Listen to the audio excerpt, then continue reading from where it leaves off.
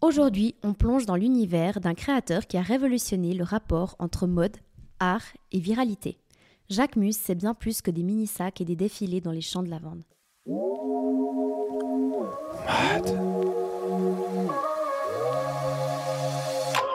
Instant mode. Instant mode. Instant mode.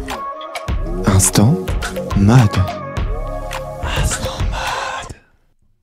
On s'était dit que ça pouvait être pas mal d'aborder en fait un créateur de son vivant d'une manière un petit peu différente des histoires d'eux et de plutôt voir d'un point de vue entre guillemets un peu marketing.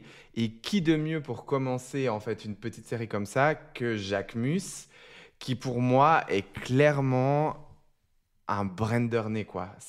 On voit que c'est un créateur de la nouvelle génération. Ouais. On voit que c'est un créateur qui a dû forcer pour rentrer dans le domaine et qui a dû en fait jouer sur la viralité, sur l'impact pour se créer en fait une image de marque, l'image qu'il a maintenant finalement.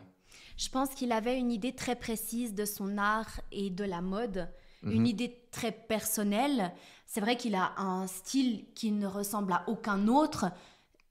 Actuellement, oui, on peut voir certaines choses qui ressemblent, mais il ne faut pas oublier que c'est quand même lui qui a lancé cet art, clairement, je vais parler d'art, et cette tendance du minimalisme.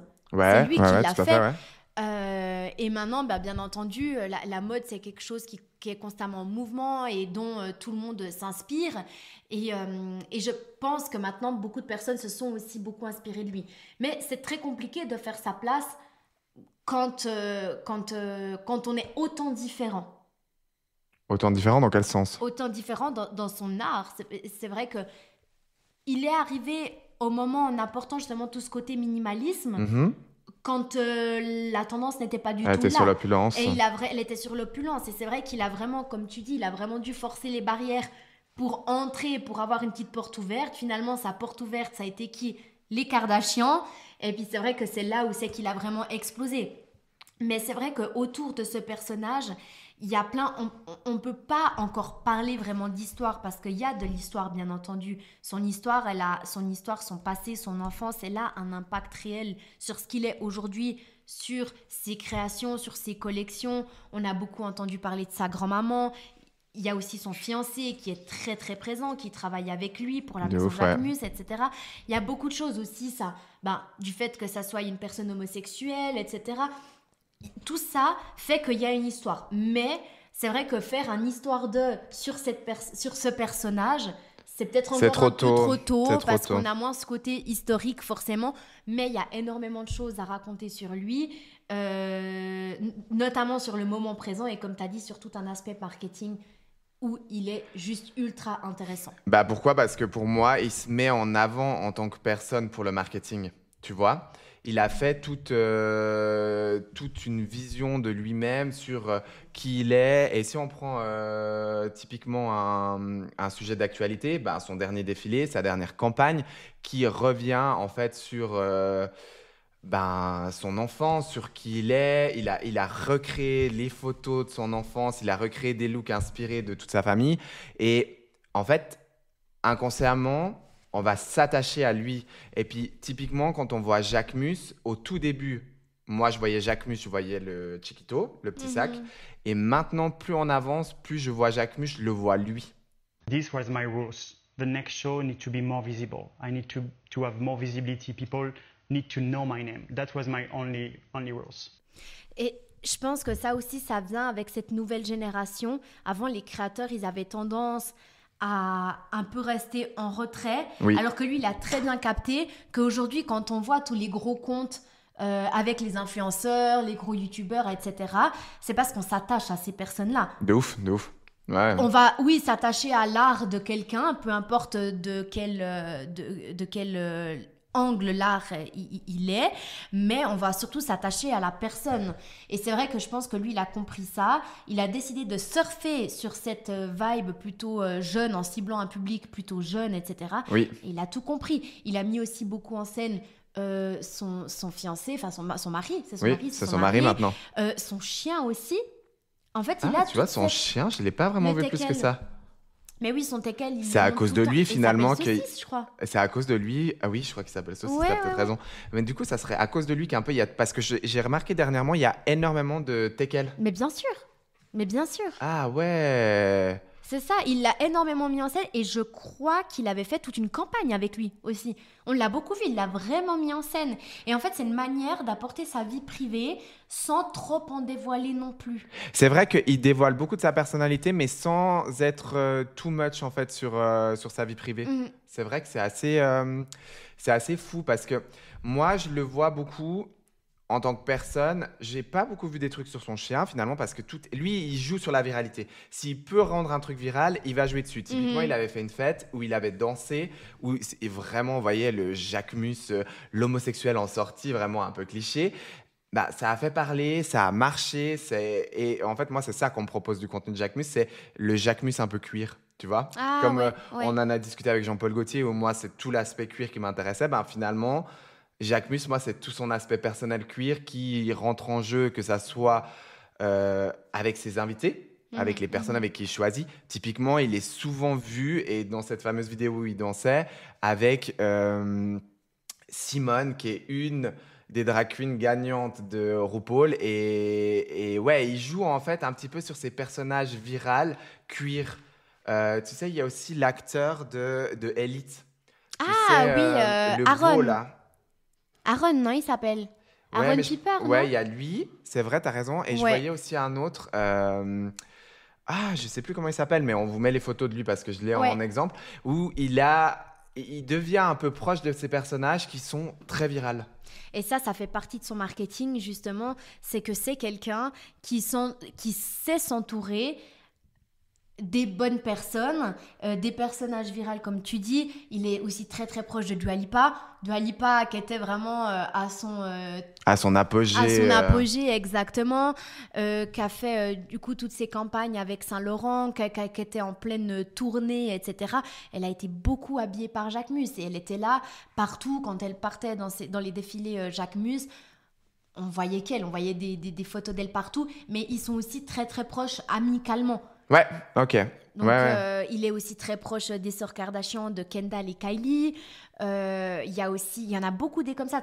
Tu m'as parlé en amont de tous les TikTokers, pas mal de justement, YouTubeurs. Il y a c'est Lena. là-dessus que je voulais venir. C'était typiquement un des derniers YouTubeurs enfin non pas YouTubeur, TikToker qui a pas mal marché, c'est Bar Ouais. ou Bash. Je sais pas si on dit Bash ou Bar, Ok, mais je connais pas. je me suis toujours dit Bar. Et lui, il est un peu dans la hype. Alors, je comprends pas pourquoi il est dans la hype, étant donné qu'il est son contenu est pas dingue. Tu sais, c'est celui qui a fait la petite choré là. Et là, il avait fait toute une hype là-dessus où il était tout le temps dans les pourtois, tout le monde reprenait et bah qu'est-ce qu'il a fait, Jacquemus? Il l'a invité dans une de ses boutiques, Ah ouais, dans une ok. de ses boutiques, et ils l'ont fait ensemble. Ah Et ouais. le fait de prendre un petit TikToker comme ça, puis de le faire venir sur une marque de luxe, bah en fait, c'est malin parce qu'il cible la jeune clientèle.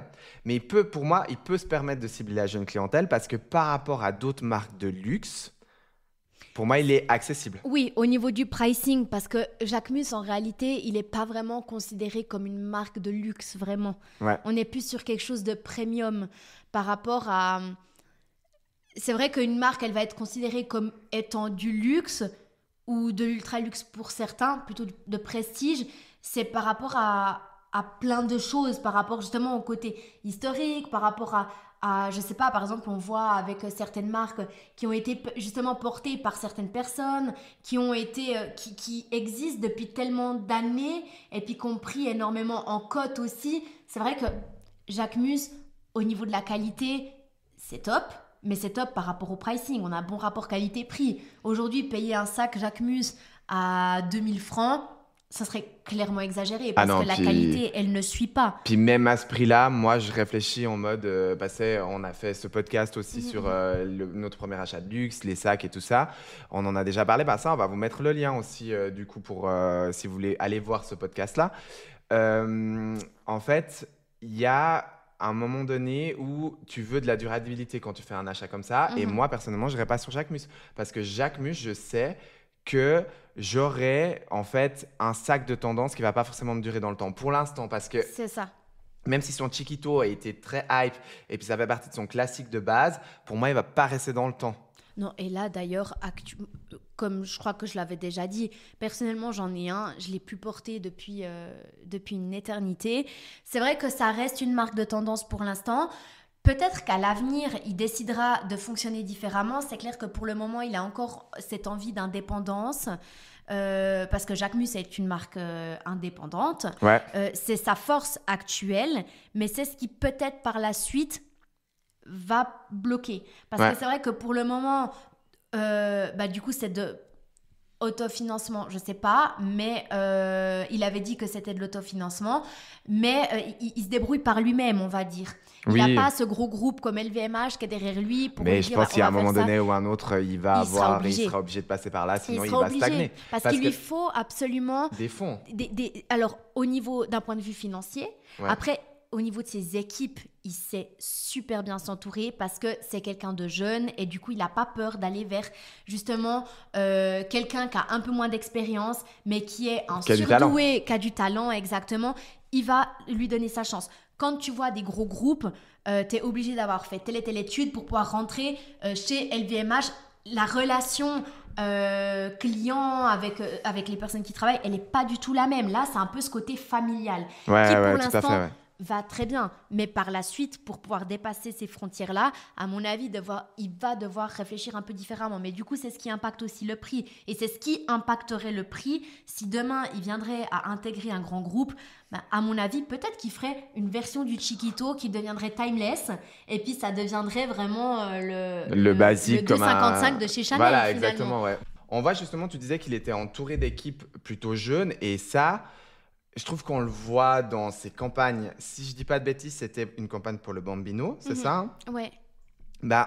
C'est un peu un des premiers, si ce n'est le premier en France, hein, parce que je pense qu'aux États-Unis, peut-être que ça a été fait bien avant, qui a intégré en fait des modèles géants artificiels, enfin pas par intelligence artificielle, mais par montage dans des villes, sur des monuments et tout ça. Et ça a lancé quand même toute une hype marketing. Une trend. Ouais. Carrément, il y a des applications qui ont débarqué pour faire cet effet-là. Enfin, vraiment, c'est devenu... Et toutes les marques ont suivi... Enfin, je parle pas des marques de luxe, hein, mais toutes les marques... Les petites marques. Ouais, les petites marques ont suivi après avec ça. Parce qu'avec un petit budget, tu fais un impact qui est énorme. Jamais tu auras le budget... Oh, salut Windsor.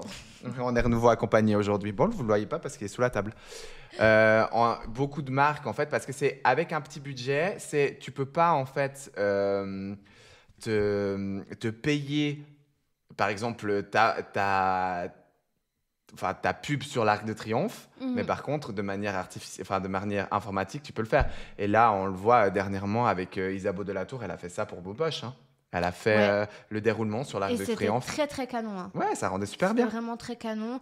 Et puis, c'est vrai que du coup, en fait, ça touche le monde entier parce que c'est sur les réseaux sociaux. Et il ne faut pas oublier qu'il n'y a que les réseaux sociaux Internet, qui nous propose une visibilité à l'international. La marque Jacquemus est internationale, mais la personne qui habite je sais pas moi, en Chine, elle verra pas la pub qui a été placée sur la Tour Eiffel ou sur l'Arc de Triomphe. Alors que là, le fait de le faire informatiquement et de le divulguer sur les réseaux, il a tout compris. Et puis c'est clairement là où il faut se diriger. C'est ça. En fait, le truc, c'est que toi, tu es dans un autre pays, tu as déjà envie de voir les paysages d'autres pays. Ouais. Typiquement, moi, j'ai rarement des pubs sur les montagnes suisses parce que je vais en montagne. Sauf que je vois, même moi, tu sais, dans mes posts, si tout d'un coup, je vais faire une photo à la montagne ou près d'un lac, je vois que c'est pas forcément mes followers qui ont vu et qui ont liké mon contenu. C'est beaucoup, typiquement pour prendre la Suisse, c'est beaucoup des Asiatiques qui ont cet attrait sur la Suisse. Ouais. Tu sais, quand on avait été faire notre sortie, tu sais, on a pris le mob pour aller jusqu'à Hackstad. Ouais. Ça, pareil, c'était quasi pas... Mes followers, c'était des followers asiatiques, beaucoup de Chine. Forcément, parce que pour nous, c'est pas un... Enfin, tu vas prendre le mob pour aller à Hackstad, C'est pas le truc waouh, tu vois. Alors que moi, j'ai adoré, j'ai trouvé ça C'était très beau. incroyable, mais pour nous, tu vois, enfin, on le connaît. Ouais. Tu vois, alors que pour une personne, pour la clientèle étrangère, c'est vraiment quelque chose, waouh, c'est magnifique, c'est génial, tu vois. Bah, c'est Et ça. c'est normal, comme nous, on l'a avec d'autres pays.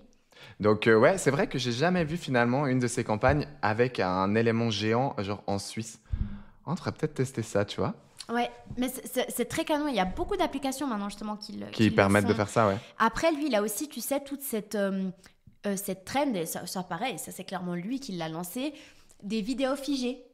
Tu sais, il a mis toute une partie d'une de ses collections, je sais plus laquelle c'était et je sais plus quand exactement c'était, mais tu sais, avec des très courtes vidéos où c'est qu'on voit en fait sa collection pendue sur un étendoir, un vieil étendoir, à Ouais, une ouais. corde, simplement Ouais, une ouais. corde avec un décor provençal et juste en fait figé, la vidéo qui tourne et en fait les vêtements qui volent au vent. Bah, Tu très vois vidéo de réseaux sociaux, esthétique pour Voilà. Instagram et tout ça. Et lui, il fonctionne quand même beaucoup sur une propagation, comment on dit, algorithmique, finalement. Ouais, Il joue ouais, beaucoup clairement. avec ça. Alors, il doit clairement mettre un budget énorme et puis il doit utiliser les pubs et tout ça. Mais il joue aussi sur la viralité, la visibilité, l'attrait, le fait qu'on le voit beaucoup pour qu'on ait envie de s'associer à Jacquemus. Puis, moi aussi, ce que je vois au-delà, c'est que lui aussi suit un peu les trends pour sa propre personne. Ouais. Parce qu'on a ce retour du jaune, Mhm. on a cet attrait-là. Lui, il est dans ce côté un peu Provence. Donc déjà, il a remis en avant encore plus la Provence quand il y a eu ce retour de Dolce Vita, d'Italie, de tout ça. Donc il s'est remis là-dessus. Là, on a le jaune. Tout d'un coup, tout Jacquemus, c'est que du jaune. Mhm, Il a fait un interview, ses habits sont en jaune, sa dernière boutique, c'est du jaune. Enfin, alors qu'avant, il était dans la mode très japondi. mhm. Et il avait fait sa boutique très japondi. Et c'est là que un point aussi que je trouve cool avec Jacquemus, c'est que ses pop-up stores ou même ses propres Ces boutiques ouais. sont tendance et ont une DA qui évolue avec les gens. En fait, elles sont tellement... par exemple, sa boutique à Paris, elle est très Jacquemus, mais très simple. Ouais, Et en fait, ouais, tu ouais. peux en faire ce que tu veux. T'as vraiment des murs un peu blancs, cassés, comme ça. Quelque chose de très, très simple. Mais du coup, cet aspect minimaliste, pardon, fait que du coup, c'est complètement modulable à l'infini. Donc, en fait, Ouais. il s'éclate. En fait, lui, il est très... Et c'est pour ça que lui, il joue beaucoup aussi sur les pop-up. Tu vois, parce qu'en fait, ça lui permet d'ouvrir une boutique éphémère dans un endroit qui est ultra tendance. Typiquement Séoul. Ouais. Séoul, son pop-up à Séoul. Il y a eu toute une trend. Enfin, je sais pas si je peux appeler ça une trend, mais sur Ouais, cette mais ville, voilà. par rapport à toute la skincare. Bah oui, mais il est Tu hyper vois. malin. Et en fait, c'est toute cette clientèle-là qui adore Jacquemus, qui, il sait, dépensent énormément dans la skincare, partent là-bas avec leurs économies, etc. Tu vois, enfin, ce que je veux dire, elles sont dans une optique Ouais, de ouais. dépenser. Ouais, c'est clair. Et elle a cartonné. Mais bien sûr. Et elle a cartonné, vraiment. Et c'est très Instagrammable ce qu'il fait. Ouais. Typiquement, il avait fait sa boutique rose à Milan qui était très Instagrammable. Et un truc aussi qui a ultra marché, je sais pas si on peut appeler ça un pop-up, mais je vais appeler ça un pop-up. Après, vous appelez ça comme vous voulez. Son distributeur à sac à main. Ça, c'était à Londres, je crois, non? Non, mais je sais pas où c'est, mais Ouais. c'est enfin, marketingment parlant, c'est du génie, quoi. C'est dingue. Genre, je vais m'acheter une pizza. Non, en fait, je vais m'acheter un Chiquito, quoi. C'était des Chiquitos, je crois, à Ouais, l'époque. mais je crois qu'il avait mis Chiquito et Bambino. Et si je me trompe pas, justement, c'était à Londres parce que j'étais à Londres à ce moment-là. J'avais trop envie d'aller voir. Ouais. Et il avait fait aussi les pop-corn dans sa boutique à Paris. Je m'appelle Simon Porte Jacquemus, on est chez Jacquemus, avenue Montaigne au 58, dans notre boutique éphémère ou pas. Bienvenue.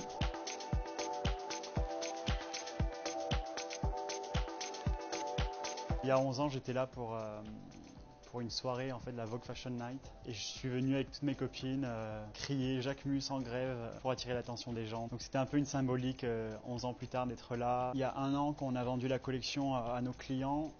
J'ai dessiné un showroom et en fait on s'est dit en faisant cette boutique qu'on devait garder cette atmosphère avec ces grands rideaux de lin de partout, toutes ces shades de blanc, des œuvres d'art que j'aime et que je collectionne et un peu à l'opposé de ce qu'on a fait dernièrement, les vending machines qui étaient plus pop et plus industriel, on voulait quelque chose de très apaisé. C'est notre première vraiment boutique avec nos vendeurs. Il y a eu les galeries, il y a eu Selfridges à Londres, mais c'est quand même notre première vraie, plus grosse expérience retail. Donc on va, je pense, apprendre et c'est cool. Enfin, on va faire peut-être des erreurs, il y a des choses qu'on va corriger, mais ça va être chouette.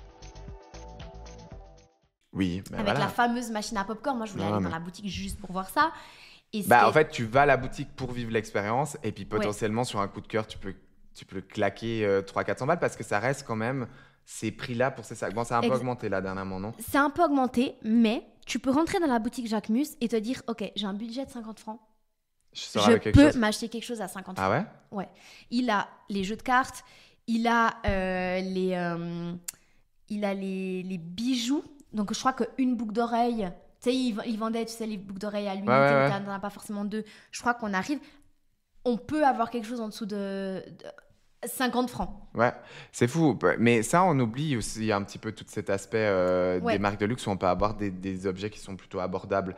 Typiquement, j'en ai parlé avec toi, je suis allé chez Hermès pour faire un cadeau. Effectivement, même si Hermès, on est sur l'ultra panier, le haut, enfin vraiment le haut du panier en termes de luxe, j'ai quand même pu sortir avec un budget abordable, avec un cadeau pour une naissance, tu vois. Mm-hmm. Je peux le dire parce que d'ici que le podcast y sort, le bébé sera né, le cadeau aura été offert. Oui, non, mais ça, c'est génial. Le t-shirt, je crois que le t-shirt classique avec juste l'écriture Jacquemus dessus, il me semble qu'il est aux alentours des 80-90 francs. Quelque chose comme ça. C'est très abordable. Voilà, quelqu'un qui veut vraiment y aller, puis qui tombe amoureux de la marque, et puis qui se dit, ouais, c'est trop génial, du coup, j'ai envie de m'acheter un t-shirt. On peut le faire. Après, moi, j'aurais pas forcément envie d'acheter un t-shirt où c'est marqué Jacquemus, quoi. Enfin... Oui, après, voilà. Oui, après, j'aime pas faire une généralité, bien entendu, qu'un t-shirt à 80 francs, pas tout le monde peut se l'offrir, mais quelqu'un qui adore la marque et puis qui a envie d'économiser pour s'acheter ça, c'est quand même à la portée de... En économisant 80 francs, tu peux te le permettre, quoi. On n'est pas sur un t-shirt Dior à 1500 francs, quoi. Oui, c'est ça. On est d'accord. Mais... Enfin, c'est vrai que ces boutiques sont canons, c'est les lieux de ces défilés aussi. C'est vrai que juste avant, on a tourné un podcast sur les lieux des défilés. Qui sera déjà sorti avant celui-là, donc vous pouvez retourner le voir. On mettra aussi le lien de ça parce que ça a du sens de mettre ensemble. Mais c'est vrai que ces défilés, c'est une expérience. C'est une expérience et il a eu aussi, ça me fait penser, un de ses premiers très gros coups, je pense, ça a été le fameux défilé Champ de Lavande. Ah, moi, c'est comme ça que je l'ai connu. Je ne connaissais pas avant. Ouais, je pense après, c'est là que je m'étais intéressée à lui, puis que j'ai vu à quel point il en voulait. Et en fait, ça me fait penser... Oh là là... Si jamais vous avez toujours pas compris, c'est pas 50 trucs dans ma tête, donc on peut passer du coq à l'âne. Non, mais j'avais, en te parlant de ça, visuellement des interviews de lui, où quand il était plus jeune, où il était quand même moins beau que ce qu'il est maintenant, parce que maintenant, faut dire ce qu'il est, Jacquemus est canon. Ah, il est très beau. Il est gaulé, ouais, il est bien proportionné, et puis il s'habille bien, et il est pas comme les anciens créateurs de l'époque qui font tout le temps la même chose. Lui, il change, mais il suit sa mode en fait. Ouais, c'est ça, c'est fou. C'est ça, il suit sa mode et c'est génial. Non mais vraiment, je pense qu'il y aurait tellement de choses à dire encore sur cette personne. Mais on trouvait que c'était bien de voir son côté un petit peu plus jeune, plus dynamique, plus marketing. Et actuel. De Jacquemus. Et actuel. Mad. Instant mode. Instant mode. Instant mode. Instant mode.